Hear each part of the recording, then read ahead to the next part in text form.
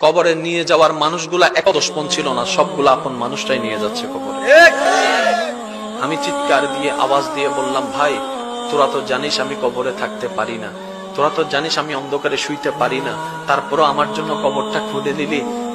খাটের নিচে যখন চোখ দিয়ে তাকালাম, ইমানদার ভাই মনের কান দিয়ে শুনুন, খাটের নিচ দিয়ে যখন চোখ দিয়ে তাকালাম, মনে মনে ভাবলাম হয়তো শত্রুরাই কবরের দিকে নিয়ে যাচ্ছে। যখন নিচে তাকাই দেখলাম চোখ কপালে উঠে গেল, একজনও আমার দুশমন নাই, সব আমার আপন গুলাই আমাকে খাটের মধ্যে নিয়ে কবরের দিকে নিয়ে যাচ্ছে। কে আপন, কে আপন? প্রশ্ন করতে থাকুন নিজেকে, কে আপন, কে আপন? উত্তর আপনি পাবেন না, উত্তর আপনি পাবেন না। এবার কবরের মধ্যে চলে গেল। প্রস্তুত আছেন তো? প্রস্তুত আছেন তো? ইনশাআল্লাহ। প্রস্তুত আছেন তো? ইনশাআল্লাহ। লাশটা কবরে রেখে দিল, উপরে আস্তে আস্তে চাটাই দিচ্ছে। ওই বাঁশের ফাঁকে ফাঁকে কিছুটা আলো ঢুকছে। বাবার লাশটা সন্তানে রাখছে, সন্তানের লাশটা বাবা রাখছে। এই লাশটা নিজের হাতে রাখা মানে প্রমাণ করে দিচ্ছে আজকে থেকে তুমি আলাদা, আমি আলাদা। নিজের হাতে রাখা মানে সব কথা মুখে বলতে হয় না। আমি ওকে বললাম যে চলে যাও, এটা একটা কথা। আমি যদি মুখে কিছু না বলি, ধাক্কা দেওয়া মানেও কি? কথা বলে না রে ভাই, আমি তো মুখে কিছু বলি নাই, ধাক্কা না দিছি, এটার মানেও কি? চলে যাওয়া।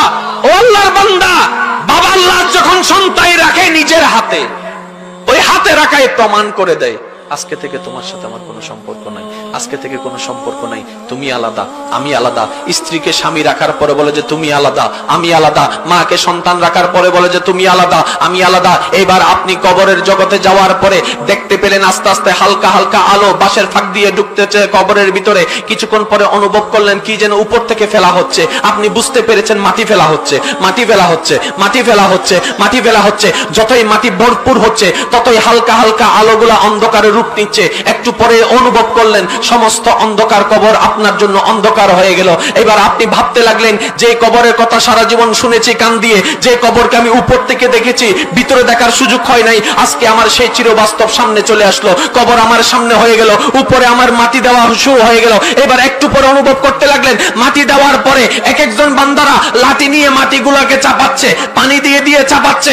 জিজ্ঞেস করলাম ভাই পানি দেস কেন? কয় এমন ভাবে গায়রা দিচ্ছে যেন জিন্দা হলো আর উঠতে না পারোস, জিন্দা হলো যেন আর উঠতে না পারোস, জিন্দা হলো যেন আর উঠতে না পারোস, জিন্দা হলো যেন আর উঠতে না পারোস। যে ব্যক্তি দুনিয়াতে থাকা অবস্থায় সবার জন্য ভেবেছে, সবার জন্য চিন্তা করেছে, সে এবার কবরের মধ্যে ভাবতে লাগলো হাই হাই আমার তো কেউ নাই, আমার তো কেউ নাই, আমার তো কেউ নাই, আমার তো কেউ নাই, আমার তো কেউ নাই, আমি তো একা হয়ে গেলাম, আমি তো একা হয়ে গেলাম। আমার বাবা নাই, আমার সন্তান নাই, আমার স্ত্রী নাই, আমার পুত্র নাই, আমার স্বামী নাই, আমার বন্ধু নাই, আমার বন্ধু নাই, সবাই আমাকে একা করে দিল, আমি তো একা হয়ে গেলাম। হঠাৎ মন উত্তর দিয়ে বলে ওরে বান্দা এখনো তুই একা হস নাই, সবাই তোর সম্পর্ক ছেড়ে দিল, এখনো দুইটা সম্পর্ক বাকি আছে।